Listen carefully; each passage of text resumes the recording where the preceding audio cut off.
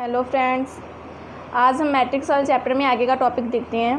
तो इसमें हमारा नेक्स्ट टॉपिक है वर्ग आव्यूह की धन पूर्णांक, positive integral power of a square matrix. इसमें हमें क्या देखना है कि हमें कोई भी मैट्रिक्स दिया होगा तो उसकी धन पूर्णांक क्या होता है। मतलब धन पूर्णांक का मतलब उसकी घात, उसकी क्या घात लें। जैसे कि हमने ए लिया, ए हमारे पास एक मैट्रिक्स है, इसे यदि हम ए मैट्रिक्स से ही गुणा कर दें, गुणा करना हमने सीखा था, तो ए मैट्रिक्स ए वर्ग मैट्रिक्स होगा, उसे ए वर्ग मैट्रिक्स उसी मैट्रिक्स से गुणा कर दें तो ए की स्क्वायर आ जाएगी। इसे हम क्या बोलेंगे, वर्ग आव्यूह की धन पूर्णांक। इसी प्रकार से यदि हम ए स्क्वायर को फिर से ए से गुणा कर दें तो ये क्या आएगा, ए क्यूब। तो ये भी इसकी धन पूर्णांक। मतलब ए की पावर को, ए की कितनी भी पावर को ए से गुणा कर दें तो उसकी जो पावर आएगी, पावर के रूप में जो वो जो आव्यूह अपने को प्राप्त होगा वो क्या होगा, उसकी धन पूर्णांक होगी। मतलब जैसे हम देखें ए की पावर n माइनस एन का गुणा ए की पावर 1 से करें तो क्या आएगा, ए की पावर n माइनस 1 प्लस 1, मतलब ए की पावर n। तो ये क्या होगी, इसकी धन पूर्णांक हो गया। उसके बाद में नेक्स्ट हम देखते हैं, हमारे एग्जाम्पल स्टार्ट हो रहे हैं इसके बाद में। तो हमारा 5th एग्जाम्पल है, इसमें हमें ए की वैल्यू दी हुई है, ए मैट्रिक्स दिया हुआ है और बी मैट्रिक्स दिया हुआ है। तो इन्होंने हमें बोला है कि आप 2a माइनस 3b फाइंड कीजिए। तो इसके लिए हम इसे आप इस प्रकार से भी सॉल्व कर सकते हैं कि पहले 2a निकालो, फिर 3b निकाल लो और फिर उसे माइनस कर दो, या फिर 2a निकाल लो और माइनस 3b निकाल लो और उन्हें दोनों को जोड़ दो, या फिर इसे एक ही स्टेप में लेके साथ साथ चलते हैं अपने। तो मैं आपको एक साथ करवा रही हूँ, उसे आप अलग अलग भी कर सकते हैं अगर आपको क्वेश्चन लेंथी ज़्यादा करना हो।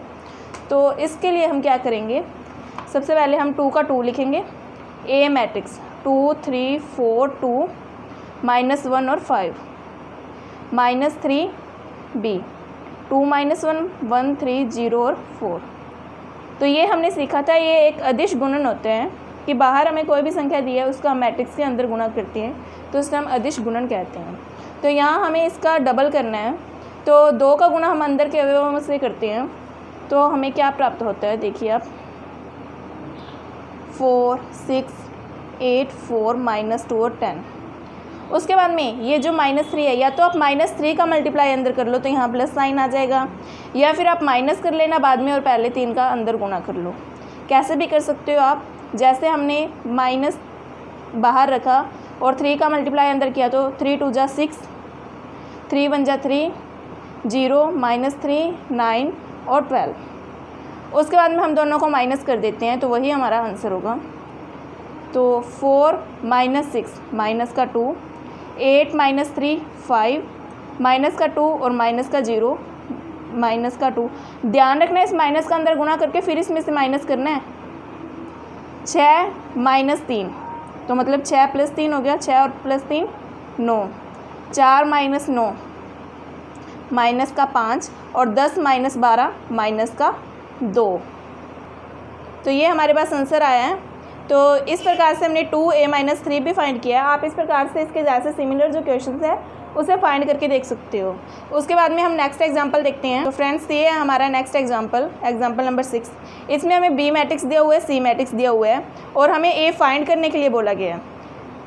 तो इन्होंने हमें एक इक्वेशन दे दी, जैसे हम नॉर्मली इक्वेशंस को सॉल्व करते हैं कि हमें 2 वैल्यूज़ पता हो तो हम थर्ड वैल्यू फाइंड कर सकते हैं।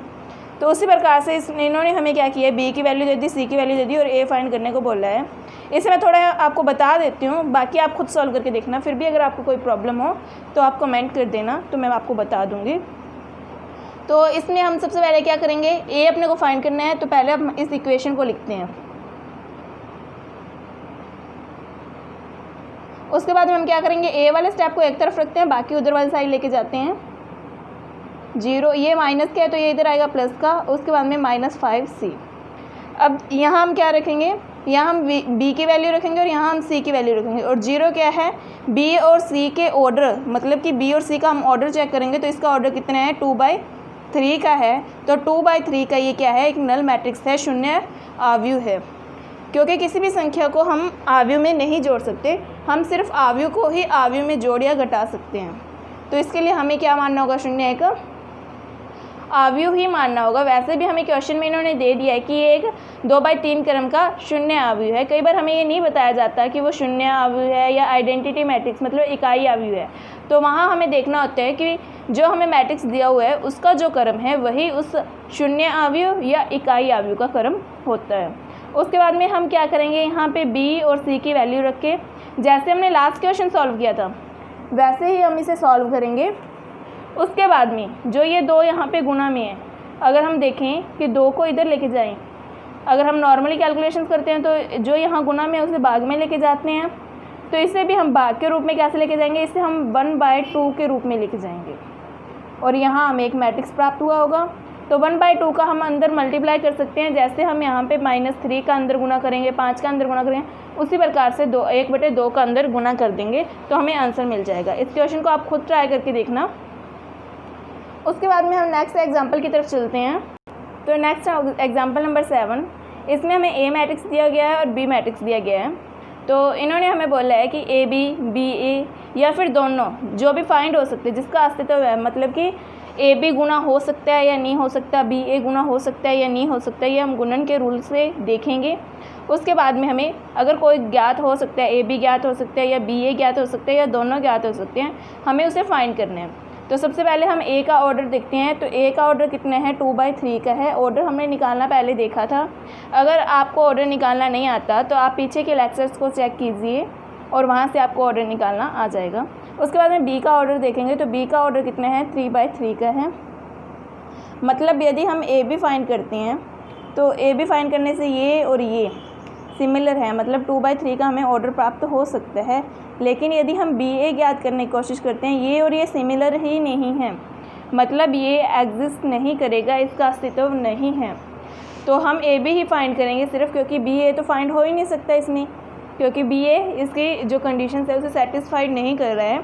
तो ए बी फाइंड करने के लिए हम सबसे पहले ए मैट्रिक्स को लिखेंगे 4 1 2 0 -5 3 और बी मैट्रिक्स को लिखेंगे 6 -1 1 -7 2 0 0 5 3। तो ये मैंने आपको मल्टीप्लाई करना बताया ही था। तो ये मल्टीप्लाई करना हमने देखा ही था कि सबसे पहले हम जो प्रथम जो हमारे पास आव्यूह है उसकी पंक्ति का द्वितीय आव्यूह के स्तंभ से गुणा करते हैं 1/1। तो सबसे पहले हमने इस पंक्ति का मल्टीप्लाई इससे किया, 6 4 जा 24, 2 माइनस का 1 के साथ मल्टीप्लाई किया तो -2, -5 का 1 से किया तो -5, इसी प्रकार से 4 का -7 से किया तो -28, 2 का 2 से किया 4 और 0। इस प्रकार से हमने नेक्स्ट सॉल्व किया। उसके बाद में सेकंड पंक्ति का हमने 1/1 तीनों स्तंभों से गुना किया। तो हमने इसे सॉल्व करके देखा, 24 में से 2 गए 22, 22 में से 5 गए 17, इसका किया तो -24, ये -5 9 -7 और 9।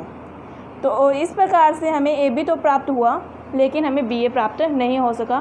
तो क्योंकि बी ए फाइंड करने के लिए मल्टीप्लाई की जो कंडीशंस है वो सेटिस्फाई नहीं हो पाई।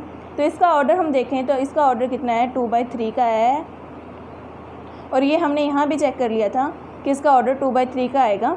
तो वही बात हुई कि यहाँ पे 2/3 का ऑर्डर आया। तो आज के लिए इतना ही। नेक्स्ट लेक्चर में हम नेक्स्ट एग्जांपल्स को डिस्कस करेंगे।